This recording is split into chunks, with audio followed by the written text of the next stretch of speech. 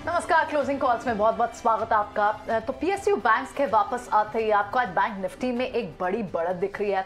बाजार की बहुत की नजर थी कि स्काईमेट की तरफ से क्या कुछ बयान आएंगे, आईएमडी की तरफ से क्या कुछ बयान आएंगे। आज प्रेस कॉन्फ्रेंस में उन्होंने कहा कि 96% तक बारिश होने के यानी सामान्य बारिश होने के अनुमान है। इससे जरूर जो अब तक की जो र्यूमर्स थे, जब अब तक की जो एंटिसिपेशन थी कि एल नीनो का खतरा होगा, बारिश क्या सामान्य से कम होगी, उस खबरों पर जरूर एक ब्रेक लगी है। बाजार में तेजी लौटी है, ऑटो पैक आपको तेज दिख रहा है। पीएसयू बैंक्स जहां 2-3 दिन से आपको दबाव दिख रहा था, पीएसयू बैंक में आपको तेजी दिख रही है। प्राइवेट स्पेस में हालांकि कुछ बैंक्स थे जहां आपको मूव दिख रही थी।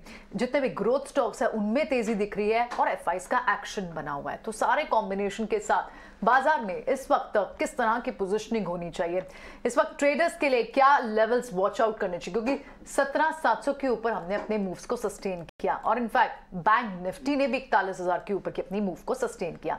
डिम्पी से एक बार अब इस रेंज के इस ट्रेडिंग रेंज के क्रूशल पॉइंट्स को भी समझते हैं कि कहां पर अब यहां लॉन्ग्स बनाने के मौके होने चाहिए या फिर लॉन्ग्स कैरी करने के बड़े क्या वजह होंगी। बताएं Dimpy. Good afternoon. Good afternoon Priyanka. लेकिन अगर आप देखें, ये बात तो हम कल से चर्चा कर रहे हैं कि थोड़ा फील गुड मार्केट के अंदर और आ रहा है और ये बैक टू बैक आपको दिख भी रहा है। अब आपका टोन और गेस्ट की टोन, हमारी टोन, गेस्ट के सुनने वाले की टोन सबकी बदल चुकी है। अब वो सब ये सुन रहे हैं अच्छा कब डिप मिलेगा, कब हम बाय करें। पहले ये था कि कौन से सेल होते ऊपर जाएंगे हम सेल करेंगे, पहले सेल ऑन राइज का मार्केट था, अब बाइंग ऑन डिप्स का मार्केट है।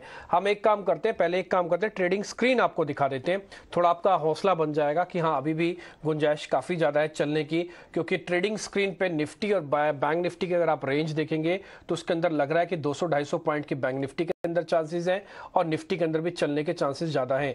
ग्लोबल आपके हक में है, आपके यूएस फ्यूचर्स इस समय तेज़ हैं, ज़्यादातर यूरोपियन मार्केट तेज़ हैं। ट्रेंड ये कहता है कि गिरावट में आप खरीदारी करें, सेंटिमेंट पॉजिटिव है। ट्रेलिंग स्टॉप लॉस ज़रूर लगाएं, मेहनत की हुई पैसे को जाने ना दे हाथ से। ट्रेलिंग स्टॉप लॉस अचूक बाण आपके पास है, जहां जहां मुनाफा मिल रहा है और बनेगा ये बात तय है। लेकिन आप स्टॉप लॉस ट्रेलिंग करके चले, अगर कट जाए तो कम से कम नुकसान नहीं होगा, आपको फायदे में निकलेंगे। अगली जब प्लेट आएगी तो उसमें आपको दिखेगा निफ्टी के वो लेवल्स, बैंक निफ्टी के वो लेवल्स। अभी आपके पास रूम काफ़ी है, करीब 100 पॉइंट का रूम है निफ्टी का। 100 पॉइंट नीचे जाते एक रेंज आएगी जो कि स्टॉप लॉस की है। और same with the bank Nifty, आज हमने 41,000 को ना गैप के साथ पार किया है। आज आपने नोटिस किया होगा मानसी, जब आप सुबह मार्केट रीड कर रहे थे तो 40,800 की बैंक निफ्टी की क्लोजिंग कल थी। आज जब आप खुले तो 350 पॉइंट गैप के साथ खुले थे, जो कि मार्केट ने अभी भी मेंटेन किया हुआ 450 पॉइंट के साथ। तो अब आपके लिए 41,500 एक इंपॉर्टेंट लेवल्स है। हमने ना ट्रेड सेटअप में कुछ एक पॉइंट्स आपके लिए रखे हैं जो आपको नोटिस करने हैं। हमने पहले 3 पॉइंट्स तो ग्लोबल के रखे हैं, उसमें आप यूएस सीपीआई के इन्फ्लेशन, जो कि प्रियंका आपको लगातार सुबह से नोटिस करवा रही है, इनफैक्ट कल से नोटिस करवा रही है कि मार्केट के लिए बहुत इंपॉर्टेंट है। हम भी समझते हैं क्योंकि वहाँ पे इन्फ्लेशन का नंबर बहुत ध्यान रखना होगा। दूसरा, जेपी मॉर्गन, सिटी ग्रुप के कई कंपनीज के नंबर्स आने हैं, तो अर्निंग सीजन वहाँ पे भी शुरू हुआ है। तीसरा, फेड मिनट्स भी इसी हफ्ते के अंदर आएंगे जो कि बृहस्पतिवार तक हो जाएगा। तो कुल मिला के 3 ऐसे ट्रिगर हैं जो ग्लोबल मार्केट से आपको ज़्यादा ध्यान रखना होगा। अब आएंगे हम डोमेस्टिक पे। टीसीएस, इन्फोसिस के नंबर अगले 48 घंटे के अंदर टेबल पे आ जाएंगे, तो आपको अपनी अर्निंग का आइडिया लग जाएगा। आईएमडी 12:30 बजे ये बोल के गया कि 96% होगा। स्काईमेट वर्सेस आईएमडी हो चुका है। आईएमडी कह रहा है कि ठीक है नॉर्मल रहेगा, स्काईमेट कहता है थोड़ा सा नॉर्मल से कम होगा। हम उम्मीद करते हैं आईएमडी जीत जाए, 96% होगा। मार्केट थोड़ा रिएक्ट भी कर रहा है उस पर। निफ्टी के 50 में से 40 शेयर इंडिकेट कर रहे हैं कि बाजार को डर नहीं लग रहा, बाजार थोड़ा कॉन्फिडेंट है। बाजार को अब ले आओ थोड़ी बहुत छोटी मोटी नेगेटिव खबर, लेकिन वो डरता नहीं है। ये जो मार्केट का रिदम हुआ है ना, ये बहुत अच्छा पॉइंट है, जो शॉर्ट कवरिंग के बाद अमूमन गुम हो जाता है, लेकिन गुम हो नहीं रहा है, ये एक अच्छा पॉइंट है। दूसरा, बैंक निफ्टी के 12 में से 10 शेयर बढ़त के साथ हैं। फार्मा, एनर्जी, मेटल्स, ये 3 ऐसे सेगमेंट है जहां पे पोजीशन हम, मेरे पास एक एल्गो सॉफ्टवेयर है जिसके बेसिस पर मैं थोड़ा चेक कर रहे हैं कि कहाँ पे पोजीशनिंग बन रही है। तो वहाँ पे फार्मा, एनर्जी, मेटल्स के अंदर थोड़ी बहुत खरीदारी के सौदे बने हैं। और एक और बात, आईटी का रिस्पांस ना सुस्त है नंबर से पहले, तो इसलिए जब भी आप कोई सौदा ले रहे हैं टीसीएस, इन्फोसिस पे, थोड़ा वित्तीय सलाहकारों से पूछ लेना, नहीं तो स्टॉप लॉस टारगेट या हेज करके जाना। सीधा पोजीशंस लेना थोड़ा ठीक नहीं है। ये कुछ एक इंपॉर्टेंट पॉइंट थे। मानसी। तो चलिए इन क्रक्स हमने important points, economic indicative action और बाजार का मूड माहौल आपके सामने रखा, और जहां ट्रेडर स्क्रीन हम आपको बता रहे थे। एक अच्छी बात तो ये है कि अर्निंग सीजन के शुरुआत से ठीक पहले बाजार का मूड माहौल या कहें दशा दिशा जो है वो बेहतर होती दिखी है। बाजार में सेंटिमेंट्स पॉजिटिव हैं और ये पॉजिटिव सेंटिमेंट्स आगे अर्निंग्स को भी काफी हद तक बूस्ट दे जाएंगे। इसके अलावा भी कई सारे ग्रोथ ट्रिगर्स हैं, कई सारे ग्रोथ फैक्टर्स हैं, और भारतीय बाजार के लिए अगर हम देखें 17,700 के लेवल के पार टिके रहना ये सबसे बड़ा एक इंपॉर्टेंट कह सकते हैं हर्डल था, और इसके पार टिके रहना एक बड़ा बूस्टर भी साबित होता। टेक्निकल नुआंसेस हम जान रहे हैं, बाजार में कौन से ट्रिगर्स है जो प्ले आउट करे वो भी हम जान रहे हैं, लेकिन साथ साथ फंडामेंटल आउटलुक भी, क्योंकि जिस तरह से अभी डिम्पी बता रहे थे बाजार की रिदम तो अच्छी है। इस रिदम में अपने हार्ड अर्न्ड मनी को पोजिशनल बेसिस पर इन्वेस्टमेंट कैटेगरी के लिहाज से पोर्टफोलियो में अच्छे तरीके से अच्छे क्वालिटी के स्टॉक्स का समावेश करना चाहिए। तो इसलिए फंडामेंटल आउटलुक जानना आपके लिए जरूरी है। आइए फंडामेंटल एक्सपर्ट को हमारे साथ जोड़ते हैं, उनसे समझते हैं कि बाजार में इन सिचुएशन में कौन से ग्रोथ ट्रिगर्स, कौन से ग्रोथ फैक्टर्स दिख रहे हैं और बाजार में कौन से सेक्टर्स है जिसे वॉच आउट करना चाहिए। अवीक मित्रा है हमारे साथ, एविक्सेट फाइनेंशियल एडवाइजरी के फाउंडर और CEO। गुड आफ्टरनून मिस्टर मित्रा, स्वागत है आपका 18 आवर स्वदेश पर। सही समय पर आप जुड़े हैं, हर तरफ हरियाली। अभी ट्रेडर स्क्रीन की तस्वीर आप देख ही रहे होंगे हमारे साथ, अच्छे एक्शन के साथ अच्छे अपमूव्स नजर आ रहे हैं। सवाल मेरा आपसे ये है कि डोमेस्टिक ट्रिगर्स कौन से आपको प्ले आउट करते हुए दिख रहे हैं? Domestic growth broad based markets के लिए क्या है? क्या आपको लगता है कि एक अच्छा डिमांड सिनेरियो क्रिएट हो रहा है even before the earning situation? Raw material prices भी सॉफ्टन हुए हैं और साथ ही ग्लोबल सप्लाई चेन्स भी कुछ हद तक ईज आउट हुए हैं। ग्लोबल और साथ ही डोमेस्टिक मार्केट्स का तालमेल इस वक्त क्या सही बैठ रहा है? Yeah, good afternoon and thanks for actually calling me and wish you a good time ahead, all of you. I think for all our investors, मैं एक्चुअली 31st को एक नोट भेजा था जो हमारा क्लाइंट्स है उसको मालूम है क्या। हमने बोला था क्या मार्केट को ये जो महीना खत्म हुआ है, एक्सपायरी खत्म हुआ है, इसके बाद लगता है वर्स्ट इज ओवर। ये वी टोल्ड यू सो ऐसा नहीं तरह से नहीं है, हम बहुत बार गलत होते हैं, बट इस टाइम में लगा है क्या हम जो कॉल लिए थे वो सही था। सो ये क्या है, हमें जो लगा था लास्ट मंथ को जो मार्केट था वो बहुत ही खराब था, क्योंकि आप देखिए दो बैंक को बैंकरप्ट हो गया यूएस में, उसका एक असर पड़ा इंडिया में भी लोग बैंकिंग सेक्टर को लेके बहुत चिंतित थे, और वो ये बैड मॉनसून और एल नीनो इसके बारे में खबर आ रहा था। करंट अकाउंट डेफिसिट के बारे में भी इंडिया में लोग का चिंता था थोड़ा। तो ये सब धीरे धीरे थोड़ा खत्म होते जा रहा है। तो अभी current account deficit actually is manageable level. वो वर्स्ट के बाद भी मार्केट जैसे आप मार्च के शुरू में देखेंगे और एंड में देखेंगे तो market did not move much.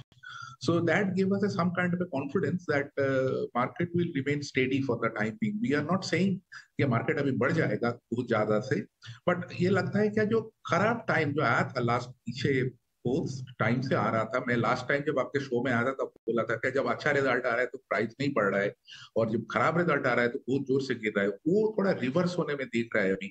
क्या थोड़ा भी बहुत कुछ अच्छा न्यूज है, क्या एक्सपेक्टेशन है अगले क्वार्टर अच्छा करेगा तो वो stock is reacting on the positive side. So अभी तो जो ये मानसून का खबर आया है वो थोड़ा अच्छा लगता है हमें, क्योंकि इसमें से क्या फायदा है, क्या rural demand will improve, because inflation के वजह से तो वो रूरल डिमांड का स्थिति और ओवरऑल डिमांड स्थिति for this FMCG and consumer durable sectors are little low, not little low but substantially low, और volume gain is not happening for quite a few quarters. उसमें थोड़ा सुधार आएगा लगता है।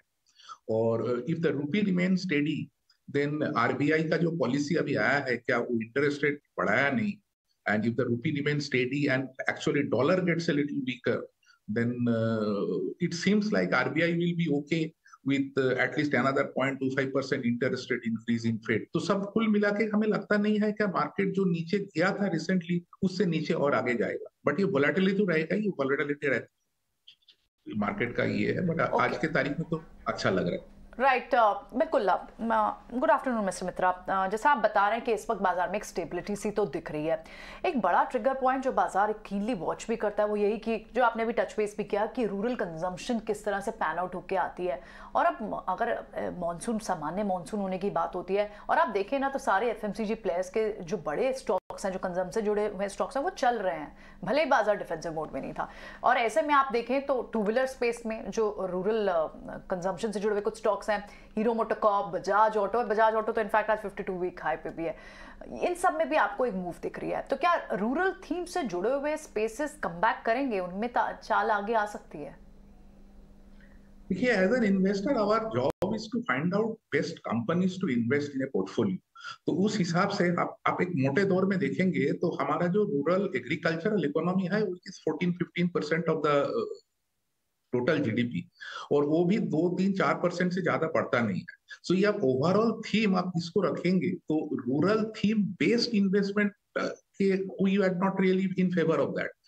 What we think is that rural related, there are few sectors. I say, suppose somebody wants to have a very stable and steady portfolio. उसके लिए शायद कुछ अभी जो FMCG सेक्टर का कंपनी वो अच्छा है, but as an investment theme, we don't have any kind of exposure into the rural theme and things like that.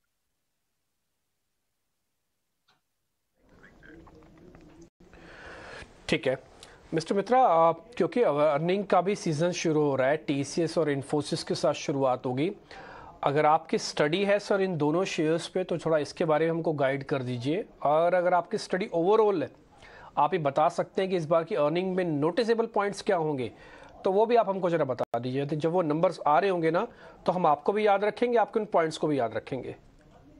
देखिए, हम तो आईटी सेक्टर के बारे में हमें जो लगता है वो वर्स्ट इज एक्चुअली ओवर हमें लगता है, क्योंकि वो अभी आया था एक्सेंचर का रिजल्ट। एक्सेंचर का क्या होता है ना, सितंबर टू अगस्त का ईयर होता है, तो उसका हमेशा क्या होता है ना, ये फरवरी का रिजल्ट मार्च में आ जाता है, तो हमें पता चल जाता है क्या बेलवेदर उस सेक्टर का सेंटिमेंट कैसा है। तो अभी आप एक्सेंचर का रिजल्ट देखोगे तो एक्सेंचर एक्चुअली क्या किया है, क्या उसका ग्रोथ टारगेट का अपर बैंड 7% to 10%, 11% से गिरा के सिर्फ 7% to 10% कर दिया है। मतलब पिछले साल वो 13% बढ़ा था, उससे पिछले साल वो 26% बढ़ा था, फिर भी लोग इतने कह रहे थे क्या इस टाइम में बहुत खराब स्थिति है, बट उसके चलते हुए भी ये एक्सेंचर सिर्फ 1% का रिडक्शन किया है अपना ग्रोथ में। तो ग्रोथ तो हो रहा है थोड़ा सा कम, तो उस हिसाब से इंडियन आईटी सेक्टर को हमें जो लगता है there are selective buying is absolutely okay, and I think that except the companies जो बीएफएसआई सेक्टर के सामने थोड़ा एक्सपोजर ज्यादा है, उसको छोड़ के आप कंपनीज लेंगे तो वो थोड़ा अच्छा कर सकता है। Like engineering research and development space में कोई है, कोई मान लीजिए, और कोई सर्विस एरियाज में है, कोई और रिटेलिंग सेक्टर में है, मैन्युफैक्चरिंग में है, ये सब जो सेक्टर का जो आईटी स्टॉक्स है उसको आप देखोगे तो आई think that will be better. And second thing आपको देखना पड़ेगा क्या यूटिलाइजेशन लेवल, जो मैन पावर यूटिलाइजेशन लेवल कितना आ रहा है और ऑर्डर बुकिंग कैसा दिखा रहा है। तो हमें लगता नहीं है कि बहुत खराब आएगा वो, एंड आई थिंक ये this sector looks okay to us, we are invested in. Mister Mitra, क्या कैपिटल गुड्स सेक्टर भी आपके पसंदीदा सेक्टर्स की लिस्ट में शामिल हैं? क्योंकि मजबूत एग्जीक्यूशन, स्ट्रॉन्ग ऑर्डर बुक, साथ ही अगर देखें कमोडिटीज़ में नरमी इस सेक्टर के लिए काफ़ी हद तक पॉजिटिव्स के तौर पर काम कर रहे हैं। आने वाले दिनों में भी लागत में कमी से क्या आपको लगता है कि कीमतें क्योंकि बढ़ रही हैं, मार्जिन्स पर एक पॉजिटिव इम्पैक्ट पड़ता दिखेगा और ये सेक्टर भी पॉजिटिव है? मिस्टर मित्रा, कैपिटल गुड्स सेक्टर क्या आपकी पसंदीदा लिस्ट में कैपिटल गुड्स सेक्टर भी आता है? कैपिटल गुड्स सेक्टर हमारे पसंदीदा लिस्ट पे तो है, लेकिन बहुत दिन से है, तो आज के तारीख में हम किसी को नहीं बोलेंगे कि कैपिटल गुड्स सेक्टर इन्वेस्ट कीजिए, क्योंकि already stocks have gone up by 4 times 5 times in many cases even in our portfolios. We are not selling anything, but हमें ये नहीं लगता है कि अभी जैसा वैल्यूएशन है उस वैल्यूएशन में अपसाइड का कुछ ज्यादा चांस है अभी। तो इस हिसाब से मैं तो बोलूंगा आपके पास है तो आप बेचिए मत, बट नया खरीदने के लिए थोड़ा सावधानी रखना चाहिए। राइट मिस्टर मित्रा, बहुत बहुत शुक्रिया आज समय देने के लिए और ये सारे व्यूज हमारे साथ शेयर करने के लिए, बाजार पर एक फंडामेंटल राय देने के लिए बहुत बहुत शुक्रिया आपका। चलिए लौटते हैं, इस वक्त की टेक्निकल राय भी ले लेते हैं। हमारे साथ हमारे पैनल पर राजेश पालविया बने हुए हैं और उनसे भी समझेंगे, लेकिन उससे पहले आपको एक सेक्टर की बात कर दें। आज सुबह में हम बात कर रहे थे कि तीसरा हफ्ता है जब शुगर स्टॉक्स चल रहे हैं।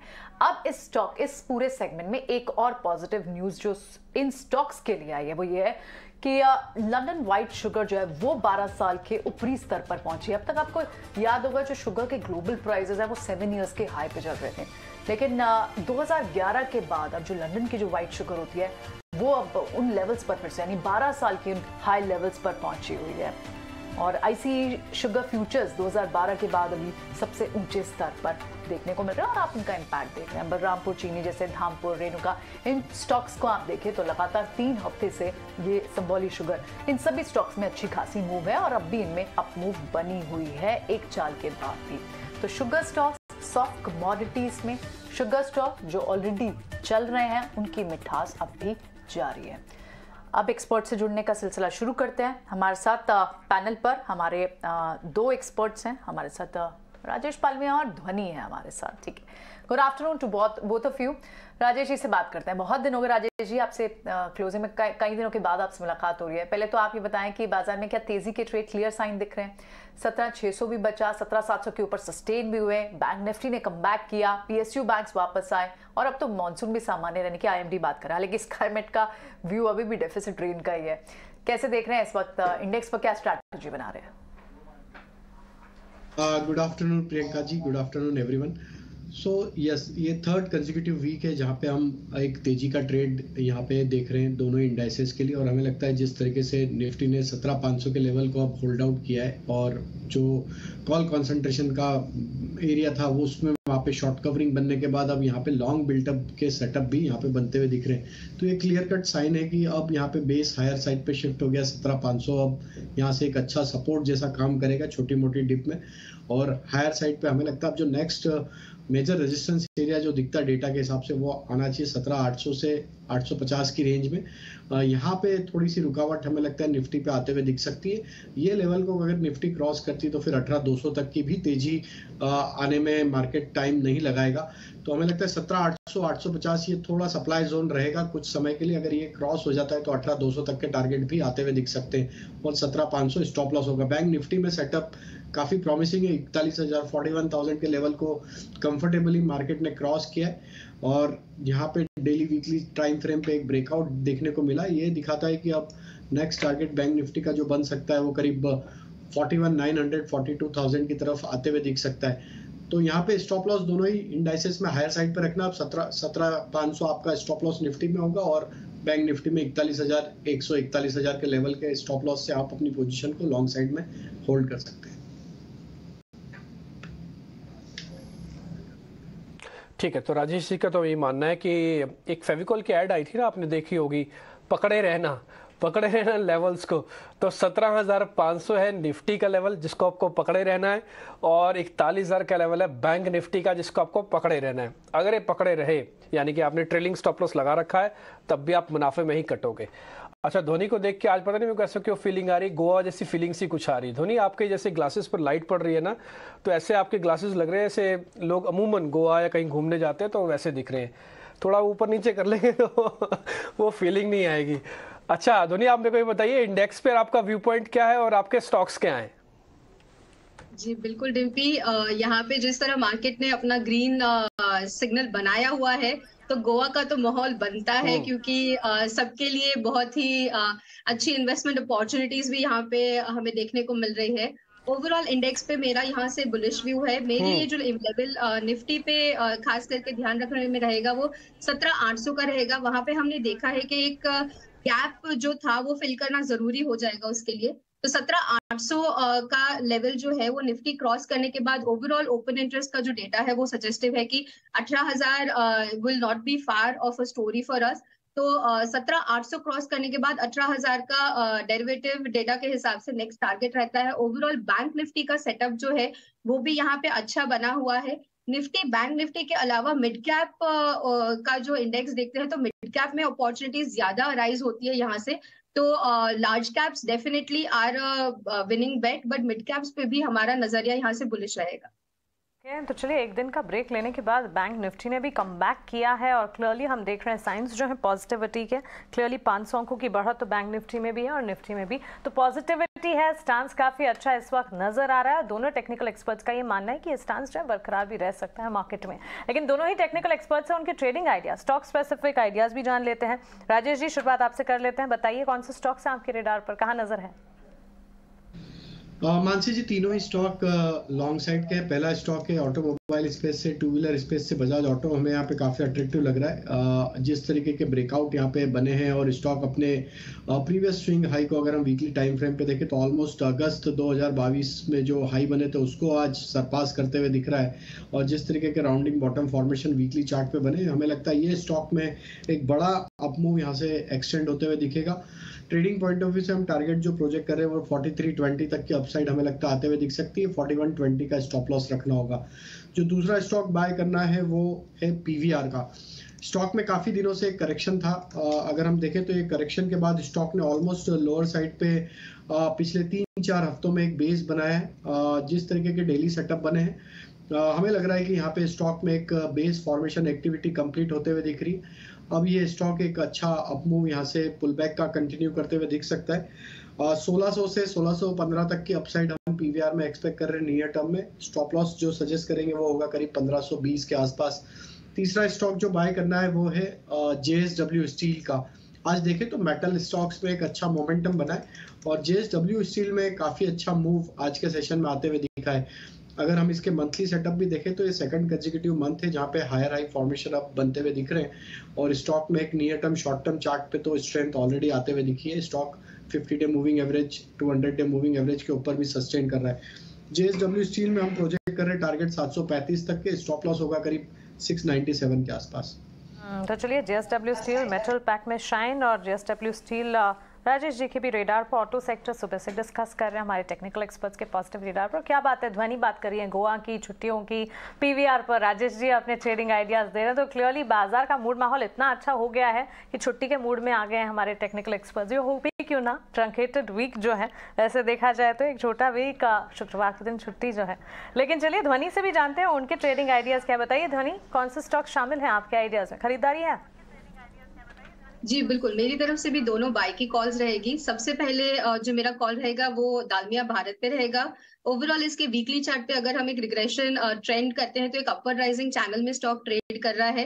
करंट लेवल से इसमें बाय की रिकमेंडेशन रहेगी। टारगेट इसका 2120 का रहेगा और स्टॉप लॉस जो है वो 1975 का मेंटेन करना है।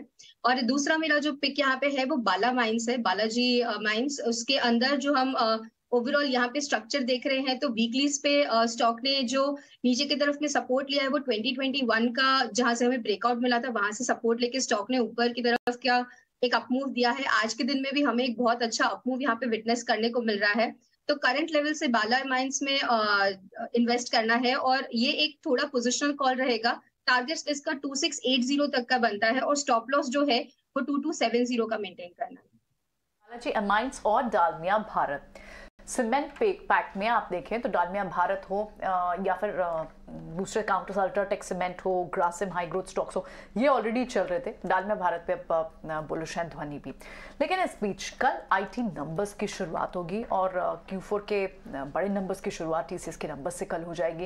लेकिन नंबर्स एक्सपेक्टेशन होनी क्या चाहिए? आज सुबह भी हम इनफैक्ट आईटी पैक पे जब डिस्कशन कर रहे थे कि जो इनकी एवरेज वैल्यूएशन है वो 5 ईयर के एवरेज से भी नीचे ट्रेड कर रही है। लेकिन तब भी क्या, अगर नेगेटिवली सरप्राइज स्टॉक्स करते हैं तो किसी तरह से स्ट्रीट डिसअपॉइंट होगा क्योंकि ऑलरेडी इतने पिटे हुए हैं। एक बार समझ लेते हैं कि एक्सपेक्टेशन होनी क्या चाहिए। अनीशा ने तैयार किया एक प्रीव्यू, आइए समझते हैं।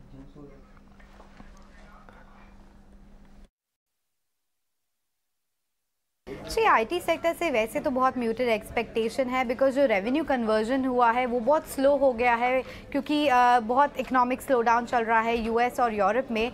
बट हालांकि ओवरऑल सेक्टर थोड़ा म्यूटेड रहेगा। टीसीएस उसमें से सबसे बेस्ट परफॉर्म करेगा ऐसा मान के चल रहे हैं। सो जो ग्रोथ है टॉप लाइन पे वो ऑलमोस्ट 2% का एक्सपेक्टेड है अगर डॉलर टर्म्स में देखा जाए तो। रुपी रेवेन्यू में भी एक्सपेक्टेड है कि 1.8% का उछाल आएगा सिक्वेंशियल बेसिस पे। Margins are expected to expand by 50 basis point क्योंकि जो उन्होंने फ्रेशर हाई किए थे लास्ट ईयर में उनका अभी यूटिलाइजेशन हो रहा है तो उसकी वजह से मार्जिन एक्सपैंड होगा। ऑल्सो करेंसी का जो टेलविंड है वो भी काफ़ी इम्पैक्ट आएगा मार्जिन्स पे, इसलिए एक्सपेंशन की उम्मीद है वहाँ पर। प्रॉफिटेबिलिटी इसके चलते हुए 6% हायर रहेगा और अराउंड 11,550 करोड़ के आसपास आने की उम्मीद है। कांस्टेंट करेंसी ग्रोथ 1% तक रहेगा, ऐसा मान के चल रहे हैं। Deal with momentum actually TCS का काफ़ी स्ट्रॉन्ग रहा है इस क्वार्टर में, तो दी एक्सपेक्टेशन इज कि ऑलमोस्ट $8 बिलियन तक का डील साइनिंग का नंबर आ जाएगा, जो कि मैक्रो इकोनॉमिक स्लोडाउन के चलते काफ़ी अच्छा है। बट जो फोकस रहेगा वो मैनेजमेंट कमेंट्री पे रहेगा कि FY24 के लिए वो लोग क्या बोल रहे हैं ग्रोथ को लेकर। BFSI सेक्टर में हमने देखा है ग्लोबली बहुत स्लो डाउन है, तो उसका क्या इम्पैक्ट रहा है, एज वेल एज TCS का नया CEO का अनाउंसमेंट हुआ है, तो उनका क्या फोकस एरिया रहेगा, कैसे पूरा ट्रांजिशन होगा, वो भी इंपॉर्टेंट रहेगा। एंड लास्टली ICICI सिक्योरिटीज़ मान के चल रहा है कि हो सकता है एक बायबैक अनाउंसमेंट भी आए 20,000 करोड़ जितना, तो वो भी एक इम्पॉर्टेंट थिंग है वॉच आउट करने का। But commentary and deal pipeline काफ़ी इंपॉर्टेंट रहेंगे TCS के लिए। ऑल राइट, ये सारे क्रूशल फैक्टर्स तो देखने ही होंगे TCS के नंबर्स, और साथ ही आप बिल्कुल ठीक कह रहे हैं कि BFSI सेगमेंट पर ये, क्योंकि ये बहुत बड़ा डिबेट का पॉइंट भी है कि जिन भी IT कंपनीज का BFSI सेगमेंट में एक्सपोजर है वहाँ थोड़ी म्यूटेड ग्रोथ रह सकती है, वो नंबर्स डिसअपॉइंट कर सकते हैं, तो वॉच आउट करना होगा TCS के नंबर्स को।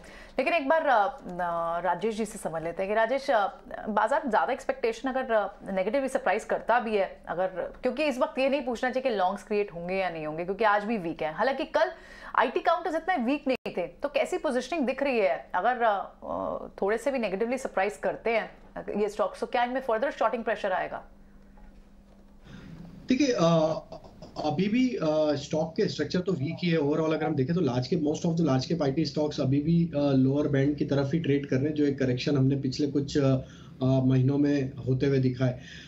TCS के अगर लेवल की बात करें तो हमें लगता है 3300 3340 ये इसके लिए एक इमीडिएट हर्डल है। जब तक ये लेवल क्रॉस नहीं होता, यहाँ पे एक बड़ी रिकवरी की तो होप यहाँ पे अभी नहीं बनती है।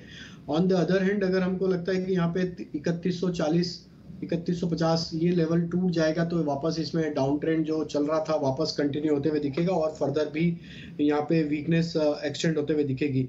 तो ओवरऑल स्ट्रक्चर तो अभी यहाँ से अभी तक के डेटा के हिसाब से हमें लगता है कि रेंज बाउंड दायरा रहेगा 3140 लोअर साइड पे और 3300 हायर साइड पे। अनटिल अनलेस की कोई मेजर नेगेटिविटी या पॉजिटिविटी रिजल्ट से नहीं बनेगी, तो ये रेंज बाउंड ही रहेगा कुछ समय के लिए। और अगर कोई बड़ा ट्रिगर बनता है रिजल्ट के बाद या कुछ मार्केट स्ट्रीट को पसंद आता है या नेगेटिव होता है, तो ही ये रेंज टूटेगी और फिर फर्दर यहाँ पे फॉलोअप सेलिंग या बाइंग देखने को मिलेगी। तो अभी रेंज बाउंड ट्रेड है, तो मेरे हिसाब से अवॉइड करना चाहिए, रिजल्ट का वेट करें, उसके बाद ही इसमें फ्रेश कोर्स ऑफ एक्शन लेना चाहिए कि किस डायरेक्शन में हमें ट्रेड करना है। देखिए, आज सुबह से हो कह रहा था कि IT कंपनीज के अंदर पोजीशन नहीं बन रही थी। आज इन्फोसिस, TCS बल्कि बाजार को वीक करने के लिए है। इनके नतीजे आने हैं 12-13 तारीख को, हाँ उससे ठीक पहले वीक है। और अगर आप वैसे भी स्ट्रक्चरली भी देख रहे हैं, आज डाटा के हिसाब से भी जो शॉर्टिंग हुई है ना, अगर कल मान लीजिए नंबर थोड़े भी ठीक आते हैं तो ये सिर्फ अपने डैमेज को ही कंट्रोल करेंगे। ऐसा कुछ दिख नहीं रहा, ना तो प्राइस एक्शन में दिख रहा है, ना ही डाटा के अंदर दिख रहा है।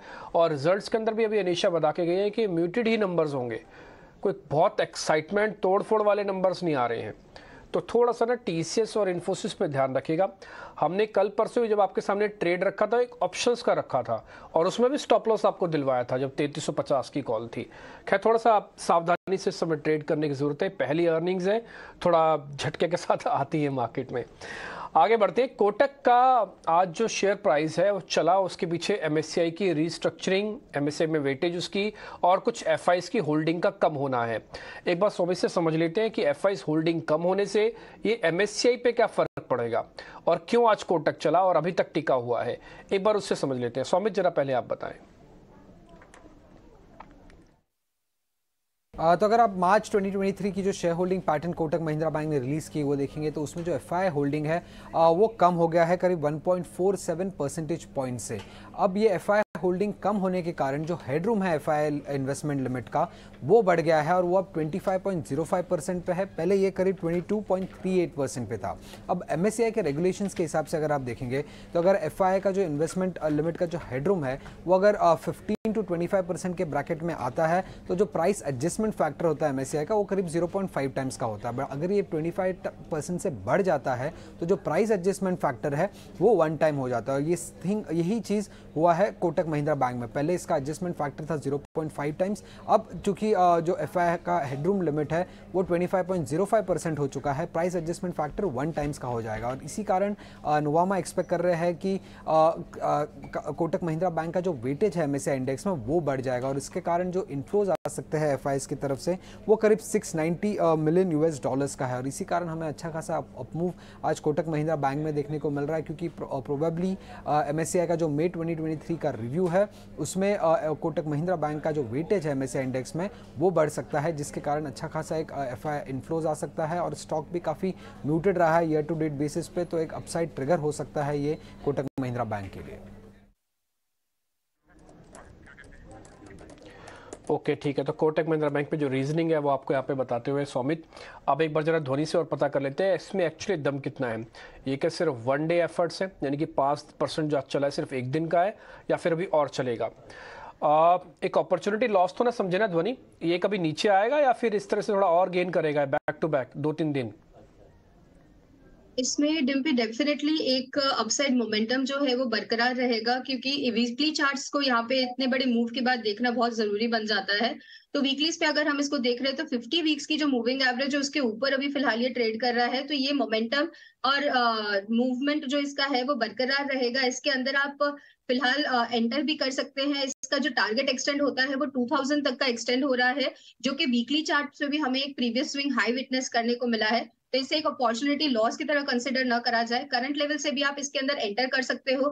जो स्टॉप लॉस यहाँ पे मेंटेन करना रहेगा वो रिस्क रिवॉर्ड के हिसाब से, और इनफैक्ट मोमेंटम ब्रेकआउट जहां से आया है तो 1800 का स्टॉप लॉस लेके आप इसके अंदर एंटर करिए और ऊपर की तरफ पे 2000 पे इसकी प्रॉफिट बुकिंग 2000 पे प्रॉफिट बुकिंग। और देखते ही देखते बाजार दिन के ऊपर इस तरफ पर इस वक्त ट्रेड कर रहा है। ये लेकर आते हैं सारे index, Nifty, bank Nifty, Sensex. इस वक्त आप देखेंगे सेंसेक्स के 30 शेयरों में से करीब 21 शेयरों में बढ़त दिख रही है। निफ्टी 50 शेयरों में से ऑलमोस्ट 38 to 40 शेयर्स, यानी कि मेजॉरिटी स्टॉक्स में अच्छा एक्शन नजर आ रहा है। इंडेक्स आपके टीवी स्क्रीन पर आप देख रहे हो अच्छी बढ़त के साथ, और यहाँ पर पलड़ा संभाला है आज बैंक निफ्टी ने, क्योंकि 12 शेयर्स में से 10 शेयरों में हम देख रहे हैं अच्छी मजबूती के साथ ट्रेड्स इस वक्त बैंक निफ्टी में नजर आ रहे हैं। 41,371 के स्तर पर एट डे हाई 41,403 के लेवल्स के आसपास यहाँ पर बैंक निफ्टी क्लियरली अपनी स्ट्रेंथ को बिल्ड करता हुआ नजर आ रहा है। बैंकिंग प्लेस की ही जहां हम बात कर रहे हैं, कोटक बैंक का जिक्र हमने किया। राजेश जी, आज पीएसयू बैंक का दिन है, क्योंकि सरकारी बैंकों में सबसे ज्यादा तेजी नजर आई है, और इनफैक्ट बैंक ऑफ बड़ौदा भी जहां इनके क्वार्टरली अपडेट्स काफी मजबूत आए। पीएसयू बैंक की चुनिंदा कंपनियां देखें, Punjab and Sind bank, central bank, almost 2 to 5% की तेजी। इन स्टॉक्स पर एक बार अपनी राय दीजिए। Bank of Baroda almost 3% up moves इस वक्त भी। तो बिल्कुल मानसी जी, बैंक ऑफ बड़ौदा हमारे रडार पे ही है, और ये स्टॉक में जिस तरीके के सेटअप बने हुए डेली वीकली टाइम फ्रेम पे, हमें लगता है यहाँ पे 175 178 ये एक इमीडिएट हर्डल है। अगर ये लेवल क्रॉस करने में इस बार के अप मूव में अगर ये सक्सेस मिलती है तो ये स्टॉक में नेक्स्ट टारगेट 190 तक का भी आते हुए दिख सकता है। तो ओवरऑल यहाँ पे अगर वीकली सेटअप पे देखें तो ऑलमोस्ट 7-8 वीक से स्टॉक एक अच्छा एक्यूमुलेशन एक्टिविटी यहाँ पे डिस्प्ले कर रहा है, और हमें लगता है सूनर और लेटर यहाँ पे एक हायर साइड पे ब्रेकआउट बनते हुए दिख सकता है। तो बैंक ऑफ बड़ौदा पे हमारी बाय करने की सलाह है। यहाँ पे बाय करें, एक्यूमुलेट करें स्टॉक को, और स्टॉप लॉस जो रखना होगा वो होगा करीब 164 के आसपास। अपसाइड का टारगेट 185 190 तक आते हुए दिख सकते हैं। और यहाँ पे अगर हम पीएसयू बैंक में दूसरा स्टॉक यहाँ पे देखें तो कैनरा बैंक को भी यहाँ पे फोकस में रखना चाहिए। ये स्टॉक भी सिमिलर स्ट्रक्चर है बैंक ऑफ बड़ौदा के अकॉर्डिंग, और देखें तो यहाँ स्टॉक में भी एक ब्रेकआउट अवेटेड है जो कि होगा करीब 294 के ऊपर। तो हमें लगता है दोनों ही स्टॉक अट्रैक्टिव है। कैनरा बैंक को भी यहाँ पे बाय एंड एक्यूमुलेट किया जा सकता है। स्टॉप लॉस जो रखना होगा वो करीब होगा 279 के आसपास।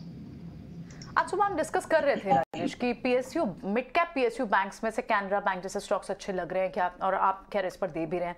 बैंक ऑफ बड़ौदा के अच्छे बिजनेस अपडेट्स आए, उसके बाद से मोमेंटम बना उसमें। लेकिन एक और स्टॉक ध्वनि आपके साथ डिस्कस करना चाहेंगे, वो है नवीन फ्लोरिन। इनका एक इन्वेस्टर डे भी चल रहा है, और आप देखें तो यहाँ पे अच्छा नवीन फ्लोरिन में एक्शन है, लगभग 4-4.5% की मूव है, ओपन इंटरेस्ट भी तेज है। लेकिन चार्ट पे क्या दिख रहा है, क्या ये कैरी फॉरवर्ड ट्रेड है या एक बार के लिए प्रॉफिट बुक करें, क्योंकि न्यूज़ तो अभी आउट हुई नहीं है?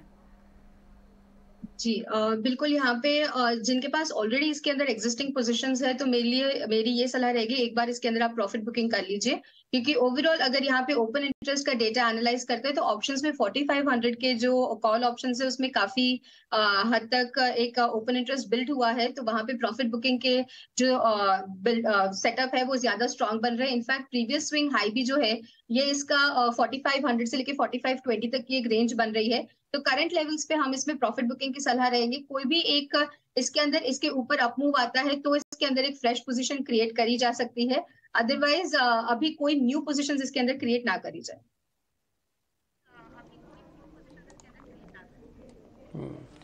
एक दो शेयर और भी हैं, जैसे जब केमिकल्स की बात हुई तो एक बार रेन इंडस्ट्रीज़, हालांकि मैं उस पर पूरी तरह से कन्विंस्ड नहीं हूँ रेन इंडस्ट्रीज़ के अंदर, लेकिन फिर भी डाटा उतना ख़राब नहीं है। एक बार राजेश सर आप चेक करोगे रेन इंडस्ट्रीज़ को? डीपी जी, इसका स्ट्रक्चर देखें तो एक फॉलिंग चैनल में ट्रेवल कर रहा है वीकली चार्ट पे, और हमें लगता है कि ये स्टॉक में एक करेक्शन के बाद अब ये रिकवरी के ट्रेड यहाँ पे बनते हुए दिख रहे हैं। ये जो रिकवरी हुई है पिछले दिनों में almost stock on A verge of breakout है। अगर यहाँ पे 158 का ब्रेकआउट होता है अब वीकली क्लोजिंग बेसिस पे, तो हमें लगता है नेक्स्ट टारगेट इसका 175 की तरफ भी आते हुए दिख सकता है। थोड़ा वेट कर लें, 3-4 रुपए और बढ़ जाए, 158 का ब्रेकआउट एक बार कन्विंसिंगली हो जाए तो इसको बाय करना चाहिए, क्योंकि ऑलमोस्ट ये अपने रेजिस्टेंस सप्लाई एरिया के आसपास ही ट्रेड कर रहा है। तो 3 रुपए का और मूव का हम वेट करेंगे, उसके बाद यहाँ पे बाय करने की सलाह देंगे। तो 58 के स्तर पर ये बन जाएगा ब्रेकआउट का कैंडिडेट और उन लेवल्स पर एंट्री लेने की राय इस वक्त रेन इंडस्ट्रीज में मिलती हुई दिख रही है। लेकिन बच गए हैं 3 और खबर गर्म है सेगमेंट में डीलिंग रूम की गपशप और कौन से स्टॉक्स हैं जो कि इस वक्त सबसे ज्यादा एक्टिव हैं, ये बताएंगे हमें आज Dimpy over to you.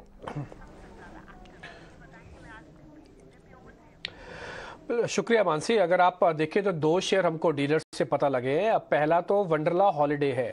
Actually में जैसी थोड़ी गर्मी आती है, थोड़ा छुट्टियों के बारे में चर्चा होती है, तो 2-4 शेयर आपके तुरंत माइंड में आते हैं, डेल्टा कॉप, वंडरला हॉलिडे। तो वंडरला हॉलिडे भी खबर ये है कि ये ईस्ट में, नॉर्थ ईस्ट में कुछ प्लान कर रहे हैं अपने वहाँ पे अम्यूजमेंट पार्क वगैरह के रिगार्डिंग।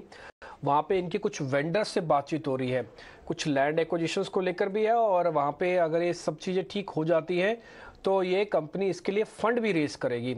ऑलमोस्ट कंपनी वैसे तो डेट फ्री है, प्रमोटर का कोई भी शेयर होल्डिंग प्लेज नहीं है, लेकिन ये फंड रेज करके वहाँ पे एक्सपेंशन कर सकती है। और इनकी अगर आप इनकी एनुअल रिपोर्ट देखेंगे वहाँ पर भी इन्होंने मेंशन किया हुआ है कि ये नॉर्थ ईस्ट के अंदर थोड़ा एक्सपेंड करना चाहते हैं और एक नया डेस्टिनेशन बनने जा रहा है टूरिज्म का। तो उस हिसाब से ये खबर जो ब्रोकर्स हमको दे रहे हैं काफ़ी काम की है।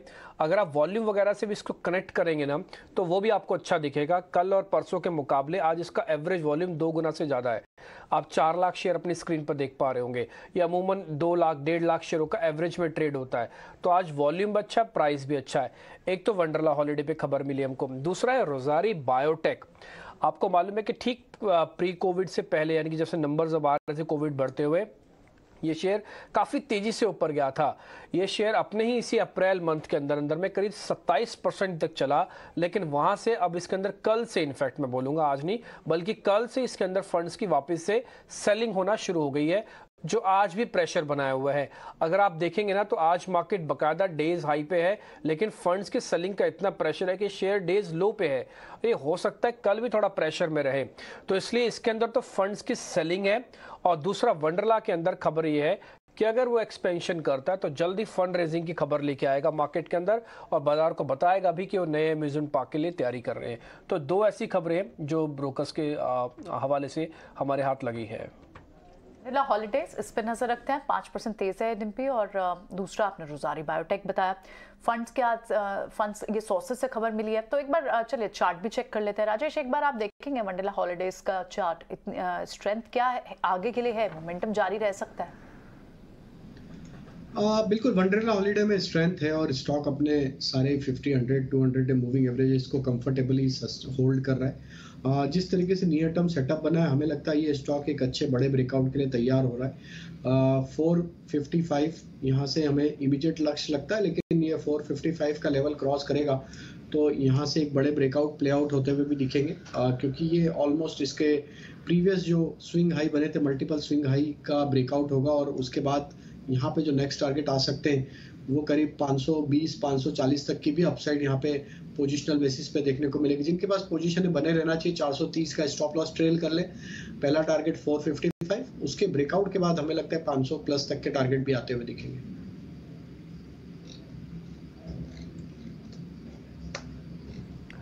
ओके, ठीक है। खैर, इस बीच अगर आप वंडरला हॉलिडे के बारे में, जैसे सर भी बता रहे हैं, एक बड़े ब्रेकआउट की तैयारी कर रहा है, इसी तरह से कुछ ब्रोकर्स ने हमको भी हिंट किया था कि इसके अंदर एक बड़ा ब्रेकआउट आ सकता है। हालांकि हमने सीधा लिखा नहीं, आपको सिर्फ खबर ही बताई जो पीछे से हमको और पता लगी, बट इसके अंदर एक बड़े ब्रेकआउट की तैयारी हो रही है। ज़रूर इस शेयर पर नोटिस करके रखें, खरीदना ना खरीदें आपका फैसला हो सकता है, बस नोटिस ज़रूर करके रखें आप। आगे बढ़ते हैं। इस बीच बजाज ग्रुप को लेकर आशीषा मरसा जुड़ रहे हैं, उनके पास एक अहम खबर है बजाज ऑटोज को लेकर। एक बार उनसे समझ लेते हैं खबर क्या है, फिर बजाज ऑटो का शेयर ध्वनि से जरा पता करेंगे। ध्वनि, जब तक आप चार्ट खोल के रखो बजाज ऑटो के, आशीषा हमको खबर बता रही है। आशीषा, गुड आफ्टरनून, बताइए खबर। जी हाँ, बजाज ऑटो आज फोकस में है। याद रखें, कल मार्केट आवर्स में कंपनी ने एक्सचेंजेस को इन्फॉर्म किया था कि अब ट्रायम्फ के इंडिया ऑपरेशंस बजाज ऑटो ने खरीद लिए हैं। एग्जिस्टिंग डीलरशिप्स मैनेज करेगा बजाज ऑटो। ट्रायम्फ के पास अभी 15 डीलरशिप्स है इंडिया में, और बजाज ऑटो का प्लान है कि नंबर ऑफ डीलरशिप्स 120 के आसपास जा सकते हैं अगले 2 साल में। ट्रायम्फ के इंडिया सेल्स और मार्केटिंग ऑपरेशंस अब बजाज ऑटो मैनेज करेगा। जान लेते हैं कि इस डील के चलते बजाज ऑटो पर क्या इम्पैक्ट देखने को मिल सकता है। बजाज ऑटो के पास ऑलरेडी 4 एक्सक्लूसिव डीलरशिप्स है, और अब ये खरीदने के बाद ये 5वां डीलरशिप होगा बजाज ऑटो के पास। बाइक्स बजाज ऑटो के चकान प्लांट में बिल्ड किए जाएंगे, और ये बाइक्स जो चकान प्लांट में बनेंगे वो एक्सपोर्ट भी किए जाएंगे। सो इसी अनाउंसमेंट के चलते एक रिपोर्ट भी आई है, मॉर्गन स्टैनली की रिपोर्ट आई है। उनका मानना है कि इनिशियली बजाज इस ब्रांड को बिल्ड करने पर फोकस करेगा, वॉल्यूम पर ज़्यादा फोकस नहीं रहेगा, लेकिन ब्रांड बिल्डिंग पर ज़्यादा फोकस रहेगा। इनफैक्ट उनका ऐसा भी मानना है कि इस पर्टिकुलर एक्विजिशन के चलते बजाज ऑटो के शेयर प्राइस में 397 रुपीज़ पर शेयर का एडिशन हो सकता है, जो करंट मार्केट प्राइस से कंपेयर करें तो 10% का अपमूव हो सकता है। उनका मानना है कि ट्रायम्फ 30% मार्केट शेयर रीच करेगा और 25% के मार्जिन्स भी अचीव कर पाएगा। सो इसी अनाउंसमेंट के चलते और मॉर्गन स्टैनली की रिपोर्ट आई है जिसका मानना है कि 10% अपसाइड देखने को मिल सकता है। बजाज ऑटो आज फोकस में है। ठीक है ध्वनि, जो आशीषा बता रही है कि मॉर्गन स्टैनली कह रहा है कि करीब 10% यानी कि 400 रुपए तक करीब शेयर बढ़ सकता है। आप जरा चार्ट पे चेक करके बता सकते हैं कि चांसेस कितने इसके बढ़ने के?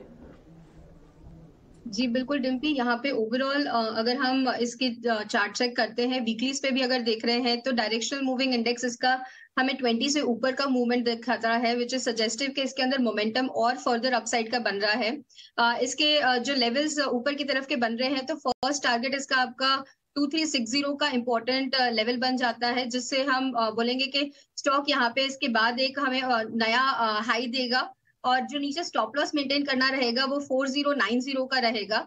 जिनके पास ऑलरेडी एग्जिस्टिंग पोजीशंस है वो भी इसे होल्ड कर सकते हैं और ट्रेल कर सकते हैं। प्रेस पोजीशन के लिए भी इसके अंदर रिस्क रिवॉर्ड फिलहाल के लेवल से फेवरेबल रहता है। फेवरेबल है इस वक्त रिस्क रिवॉर्ड बजाज ऑटो के लिए। तो ऑटोमोबाइल प्लेयर्स पर भी लगातार फोकस है, लेकिन केमिकल स्टॉक्स का भी जिक्र यहाँ होना चाहिए। नियोजन केमिकल्स कल से ही ये रेडार पर है, और आज स्टॉक में जो अप मूव है वो और ज़्यादा तेज़ होता दिखा। ऑलमोस्ट 16% की तेज़ी। टीना स्वदेश ने एक एक्सक्लूसिव खबर आपको दी, उस खबर पर कल मोहर भी लगते हुए दिखी। और उसके ठीक बाद इलेक्ट्रोलाइट सोल्यूशन टेक्नोलॉजी के लिए जापानीज कंपनी के साथ कंपनी ने करार किया। 16% की तेज़ी देख चुका है stock, one side up move. Rajesh ji, Neogen chemical या केमिकल प्लेस में अगर कोई पिक है आपके रेडार पर? तो काफी स्ट्रॉन्ग मोमेंटम नियोजन में बना है, और स्टॉक में अब जो प्राइस एक्शन बना है उसमें डेली वीकली सेटअप के हिसाब से देखें तो ऑलमोस्ट इसने सितंबर 2022 के एक मल्टीपल सप्लाई जोन का यहाँ पे अब ब्रेकआउट करते हुए दिखा है। एक rounding bottom formation weekly chart पे प्ले आउट होते हुए दिख रहा है। हमें लगता है ये जो अपमूव बना है काफी इंपॉर्टेंट रहेगा ये स्टॉक का फर्दर यहाँ से अपमूव को कंटिन्यू करने के लिए। हमें लगता है कि अब स्टॉक अगर 1600 के ऊपर ही सस्टेन रहा क्लोजिंग बेसिस पे, वीकली क्लोजिंग बेसिस पे, तो इसका नेक्स्ट टारगेट जो बन सकता है वो करीब 1740 1750 तक भी आते हुए दिख सकता है। तो पोजीशन होल्ड रखने की सलाह है 1600 के स्टॉप लॉस से। हमें लगता है नियोजन में ये तेजी एक्सटेंड होते हुए भी दिख सकती है आगे आने वाले हफ्तों में। फ्रेंचाइजी एक्सटेंड होगी और जापानीज कंपनी के साथ इस करार की खबर सबसे पहले 18 आवर्स स्वदेश ने एक्सक्लूसिव खबर आप तक पहुंचाई थी और इस खबर की पुष्टि होने के बाद नियोजन केमिकल्स के मैनेजमेंट ने हमसे खास बातचीत भी की। आइए एक स्लाइड सुनवाते हैं। हमें बेहद खुशी हो रही है कि काफ़ी समय की चर्चा के बाद हमने मित्सुबिशी के साथ आज एक ऐतिहासिक एग्रीमेंट साइन करा है। ये सबसे पहली बार MUIS जो एक मित्सुबिशी ग्रुप कंपनी है, मित्सुबिशी केमिकल ग्रुप कंपनी है, जिन्होंने ये पहली बार अपने 30 इयर्स के एक्सपीरियंस के का टेक्नोलॉजी हमको लाइसेंस करने का डिसीजन लिया हुआ है। सो ये वर्ल्ड में सबसे पहली बार उन्होंने ऐसा लाइसेंस किसी को दिया हुआ है। ये लाइसेंस के तहत हमें ये इलेक्ट्रोलाइट बनाने का तरीका एज वेल एज इसके लिए जो प्लांट लगेगा उसका डिज़ाइन काफ़ी डिटेल में MUIS प्रोवाइड करेगा एंड फिर उनकी और एक सब्सिडरी के साथ मिलके ये प्लांट का जो मेन कंपोनेंट है, जो मेन मैन्युफैक्चरिंग प्लांट है, वो बना के हमें प्रोवाइड करेगा। ये जो लाइसेंस हमें दिया जा रहा है ये परपेचुअल लाइसेंस है, यानी जब तक ये प्लांट में हम लोग 30,000 मेट्रिक टन पर एनम का प्रोडक्शन करते रहेंगे एंड हमें एक वन टाइम फी उन्हें देनी है एंड देन फ्यूचर में जब भी हमें 30,000 से ज़्यादा इंक्रीज करना है या टेक्नोलॉजी अपग्रेड करना है तो हमें लाइसेंस फी एडिशनल देनी पड़ेगी। Otherwise it will be a one time licence fee which will be paid during the tech transfer. चले तो कल ये आपको खबर आने से पहले एक्सक्लूसिव खबर 18 स्वदेश पे दिख भी गई थी। आज 15% और कल कम से कम 3-4% चला था। लगभग 20% का मूव इस स्टॉक में 2 दिन में दिख गया है। हमारे व्यूअर्स के लिए तो ऑफ कोर्स जिन्होंने उस समय पे उस लेवल्स पे इस पे ट्रेड लिया होगा तो उनके लिए तो लगभग 20% का मूव 2 दिन में। आगे कुछ और काउंटर्स देखते हैं। ध्वनि एक बार आप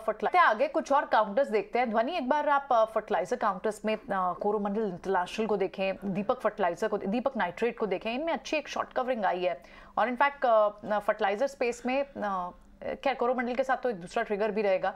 अभी आप क्या चार्ट्स पे कैसे देख रही हैं? दीपक नाइट्रेट तो हरे निशान में है, कोरोमंडल रिसेंटली उन्होंने CDMO बिजनेस की भी बात की।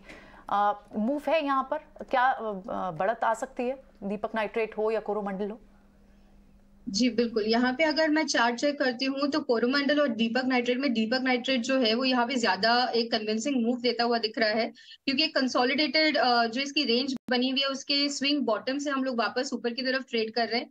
करंट लेवल से इसके अंदर एंटर करा जा सकता है। ऊपर की तरफ पे एक शॉर्ट टर्म का यहाँ पे टारगेट रहेगा, इसको हम बोल सकते हैं कि एक BTST ट्रेड की तरफ इसको ट्रीट करा जा सकता है, जहाँ पे 1885 का इसका टारगेट बनता है और जो नीचे स्टॉप लॉस यहाँ पे मेंटेन करना रहेगा तो 1795 का स्टॉप लॉस लेके चलना रहेगा।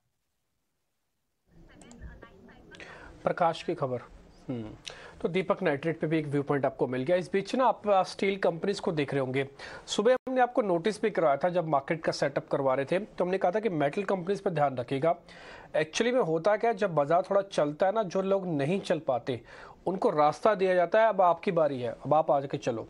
तो कुछ मेटल्स में वो वाली फीलिंग आ रही थी और आप देख पा रहे मेटल सबसे तेजी से चलने वाला इंडाइसिस है। आज करीब 0.25% तक की बढ़त आई है। इसी मेटल से जुड़ी हुई एक खबर और भी है जो कि सरकार के हवाले से आ रही है। असल में सरकार स्टील कंपनीज को ये कह रही है कि जो आपके नॉन ऑपरेशनल माइंस है ना, जो आपको मिले हुए हैं, आप उस पर काम शुरू कीजिए। ये प्रकाश प्रियदर्शी मेरे संवाददाता है, उनके पास एक्सक्लूसिव खबर है। आइए पहले उनको कनेक्ट करते हैं, खबर समझते हैं, फिर एक स्टील कंपनी और पता करेंगे। प्रकाश बताएं आप। देखिए, सरकार 2030 तक 300 मिलियन टन स्टील प्रोडक्शन के टारगेट को हासिल करना चाहती है और 2047 तक 500 मिलियन टन के टारगेट को हासिल करना चाहती है।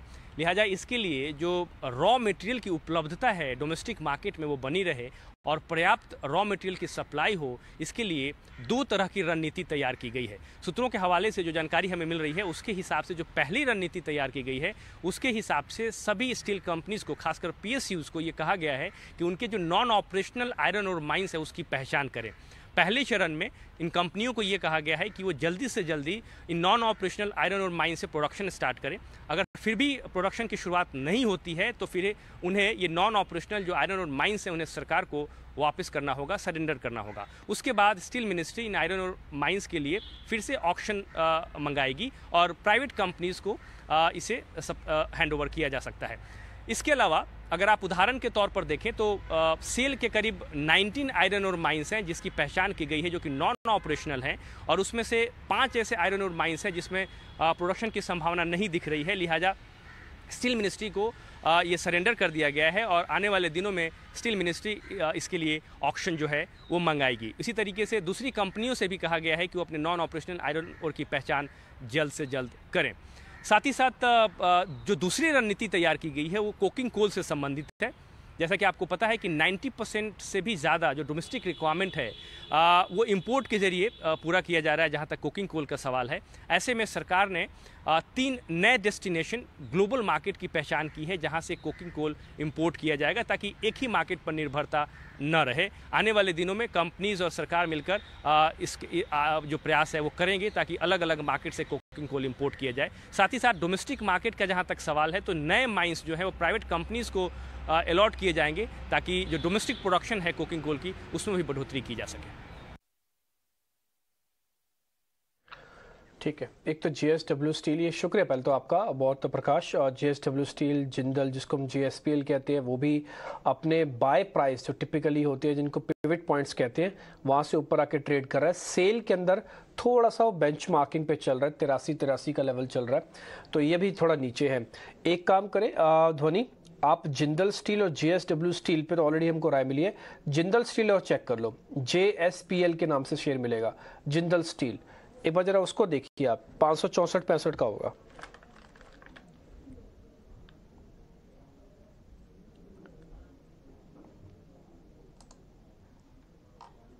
जी बिल्कुल डिम्पी, यहाँ पे ओवरऑल अगर हम जिंदल स्टील के चार्ट को देखते हैं तो डेलीज पे एक डाउनवर्ड चैनल बनाए हुए हैं, बट इसका जो करंट स्विंग लो बना हुआ था वो प्रीवियस स्विंग लो से हमें ऊपर की तरफ में मिल रहा है। तो अगर हम इसको करंट लेवल से एंटर कर रहे हैं तो आपको ऊपर की तरफ में जो 589 का लेवल आता है, 590 का, वहां पे तक का एक अपमूव मिल सकता है। बट कन्विंसिंग अपमूव जो जिंदल स्टील में देखने को मिलना चाहिए वो अभी फिलहाल नहीं मिल रहा है, तो एक रिस्की ट्रेड बन जाएगा यहाँ से। तो फिलहाल के लिए इसको अवॉइड करा जाए। There are other steel stocks जिसके अंदर जैसे कि आपने कहा JSW स्टील है जिसमें हमें एक ज्यादा बेटर मूव मिल रहा है, तो उसे प्रेफर करा जाए। ध्वनि अवॉइड या फिर वॉचलिस्ट में रखेंगे जिंदाल स्टील के काउंटर को, लेकिन इंडेक्स में लगातार तेजी जो है वो बढ़ती ही चली जा रही है। बैंक निफ्टी दिन के उच्चतम स्तर पर 41,380 के लेवल्स पर करीब 550 अंकों से 650 अंकों तक की बढ़त दिखा चुका है। दिन के ऊपरी स्तर पर आप देखिए आउट परफॉर्मेंस इस वक्त, और अगर आप देखेंगे ऑलमोस्ट 12 के 12 स्टॉक्स बैंक निफ्टी के जो है इस वक्त हरे निशान के साथ ही ट्रेड कर रहे हैं। अंडरटोन जो है मार्केट का मिड कैप सेंसेक्स और साथ ही निफ्टी के लिहाज से भी काफी पॉजिटिव इस वक्त नजर आ रहा है, लेकिन लीड कर रहा है बैंक निफ्टी।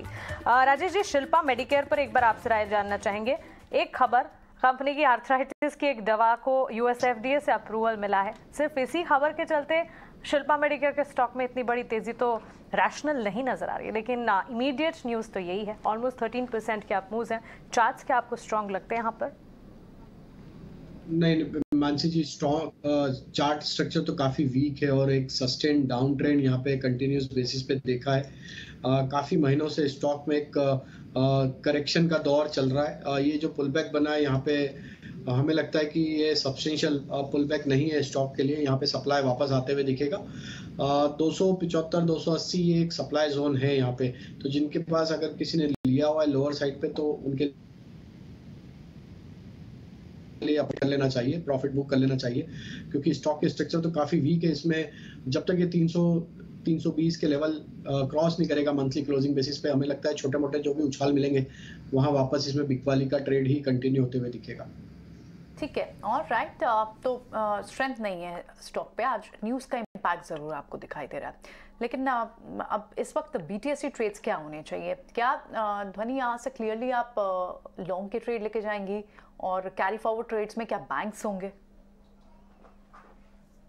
मेरी तरफ से कैरी फॉरवर्ड ट्रेड में 2 स्टॉक्स है जो मेरे रडार पे आ रहे हैं। एक तो टाटा केमिकल्स का स्टॉक है जिसके अंदर एक बहुत ही अच्छा मूव यहाँ पे विटनेस करने को मिल रहा है। तो टाटा केमिकल्स में मेरा एक BTSE ट्रेड बनता है। करंट लेवल से इसके अंदर आपको बाय करना है, जो आपका प्रॉफिट का लेवल इसके अंदर रहेगा तो स्टॉक में ऊपर की तरफ में 1055 तक का अपमूव मिल सकता है। स्टॉप लॉस इसके अंदर जो मेंटेन करना है, तो आप इसके अंदर नीचे की तरफ में 1000 का स्टॉप लॉस लेके चलिए।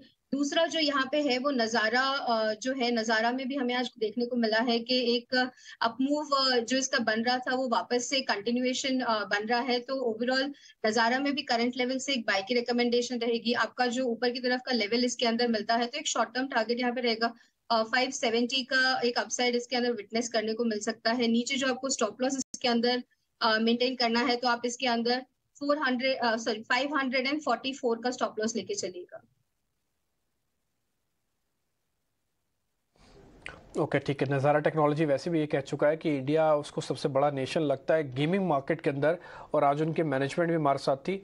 बाकायदा ये शेयर अच्छा BTST का सौदा भी बन रहा है, 2% ऊपर है, और गेमिंग के मैं कुछ एक डाटा भी चेक करता है, काफ़ी स्ट्रॉन्ग है इस बार नंबर्स।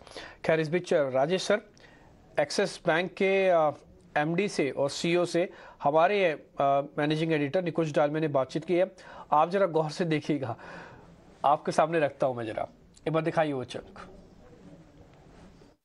एक्सिस बैंक ने कई बुनियादी चेंजेस करे हैं। क्रेडिट कार्ड का बिजनेस एक्वायर करा, इंश्योरेंस के अंदर मैक्स का अधिग्रहण करा।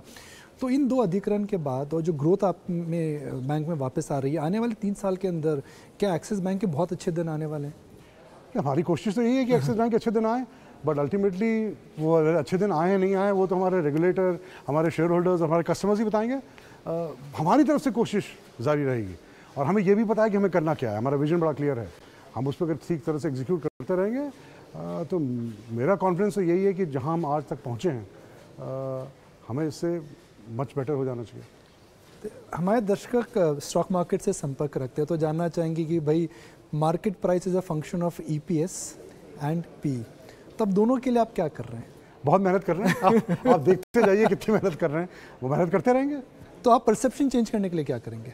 देखिए, अल्टीमेटली हमें कुछ स्पेशल नहीं करना परसेप्शन चेंज करने के लिए। अगर हम परफॉर्म करते रहे, अपने आप परसेप्शन चेंज होगा, क्योंकि वो नंबर अपने आप बोलेंगे, अपनी स्टोरी बोलेंगे। हमारे नंबर धीरे धीरे एक स्टोरी बोलने लगे हैं, लेकिन अगर हम उसमें उसको सस्टेन करें और उसमें क्रेडिबिलिटी लाएं, लोगों को और विश्वास बढ़ेगा, अपने आप वो मार्केट प्राइस में रिफ्लेक्ट होना चाहिए। तो मार्केट प्राइस में वरी करने के बजाय हमारा फोकस ये है कि आप सस्टेनेबिलिटी, क्रेडिबिलिटी, ट्रस्ट को बढ़ाते रहें।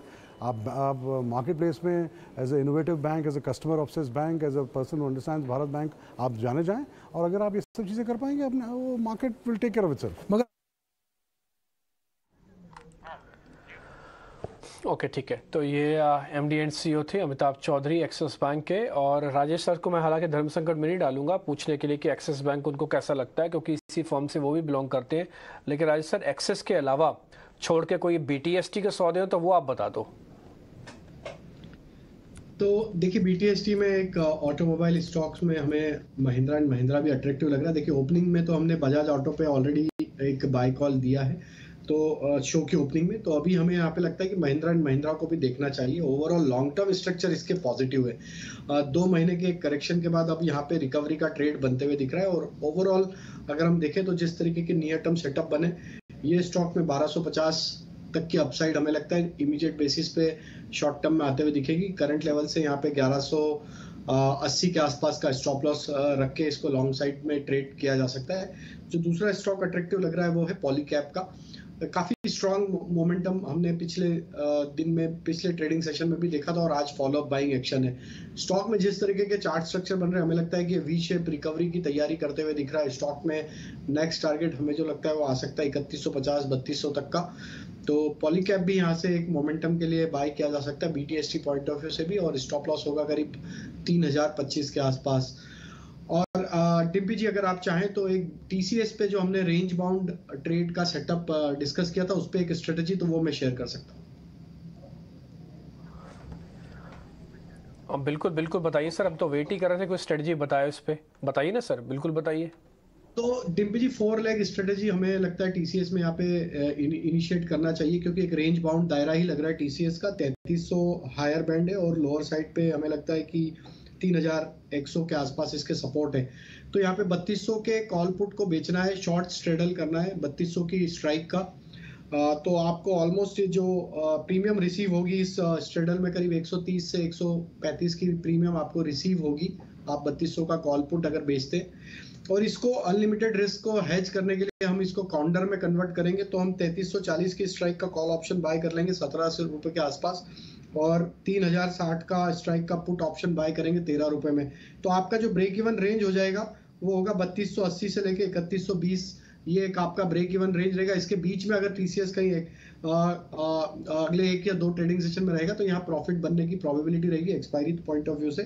तो इसमें रिस्क रिवॉर्ड भी 1:3 के आसपास 1:2 के आसपास बैठता है। तो टीसीएस हमें लगता है रेंज बाउंड रहेगा, तो रिजल्ट के लिए चलते ये आयरन कॉर्नर स्ट्रेटेजी किया जा सकता है। 3200 का शॉर्ट स्ट्रेडल बोलते हैं जिसको, उसमें इसको हेज करने के लिए 3060 का पुट बाय कर लें और 3340 का कॉल ऑप्शन बाय कर लें। कॉम्प्लेक्स स्ट्रैटेजी है, जो ऑप्शंस करते हैं उनके लिए बटरफ्लाई, ट्रायंगल सब बड़ी इजी है, पर इतनी जल्दी राजेश हम बना नहीं पाए। ठीक है, लेकिन टीसीएस पर एक रेंज बाउंड सेशन आप कह रहे हैं कि यहाँ पर पॉसिबल है देखना।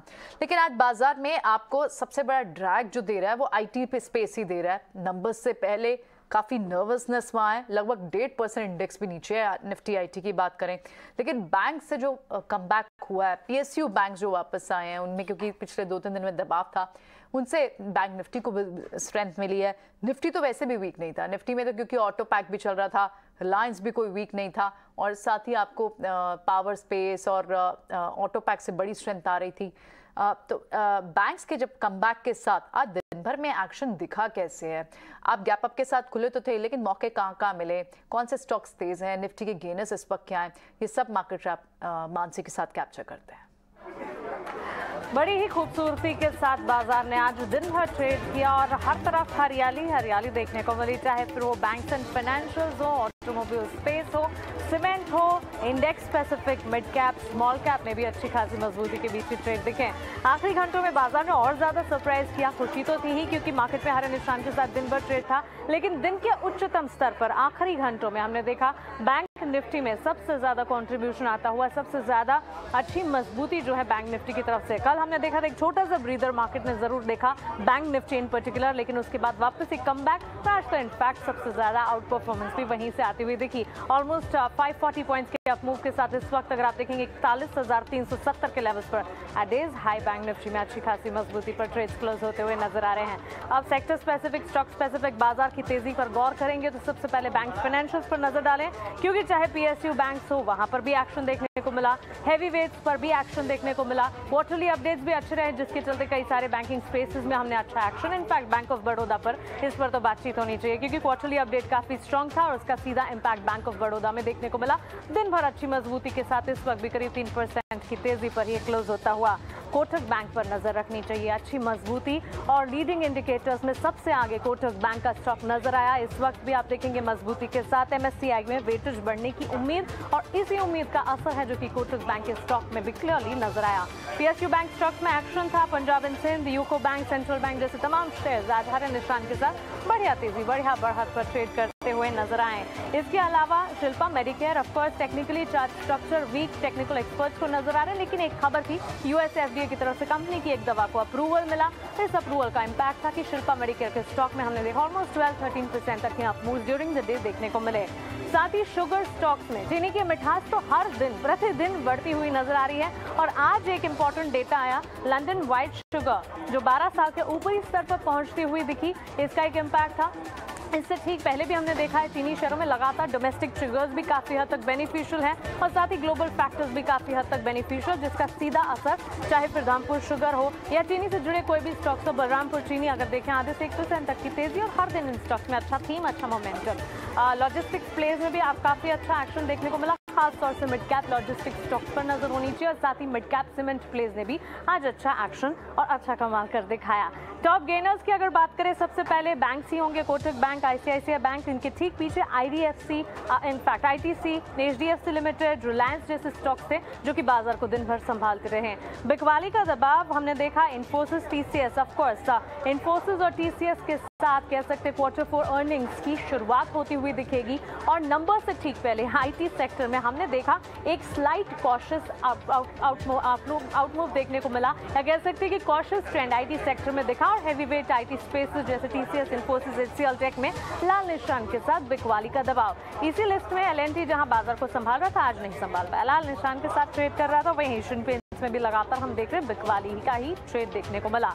मिड कैप दिन की शुरुआत से परफॉर्म कर रहे थे और specifically Navin Fluorine, Torrent Power, Prestige, Devyani International, TTML जैसे स्टॉक्स थे जो कि अच्छा एक्शन आज दिन भर दिखा रहे थे। तो क्लियरली एक शानदार ट्रेडिंग सेशन देखने को मिला और इस बीच सारे के सारे फैक्टर्स, सारे के सारे ग्लोबल ट्रिगर्स या फिर डोमेस्टिक ट्रिगर्स हो वो बाजार के हक में ट्रेड करते हुए दिखे। US CPI के डेटा है जिसे वॉच आउट करना होगा और दिन के दौरान IMD की तरफ से मॉनसून का जो अनुमान आता दिखा, सामान्य मॉनसून का अनुमान LPA के 96% तक का अनुमान यहाँ पर देखने को मिला, which is again a positive, क्योंकि सामान्य मॉनसून की स्थिति में काफी सारे कह सकते हैं कि मूड माहौल बाजार का एक हद तक का सेंटिमेंट जो है वो बूस्ट होता हुआ दिखेगा। शायद सेकंड हाफ में वो भी एक लीडिंग इंडिकेटर था जिसके चलते बाजार में हमने बढ़िया तेजी देखी।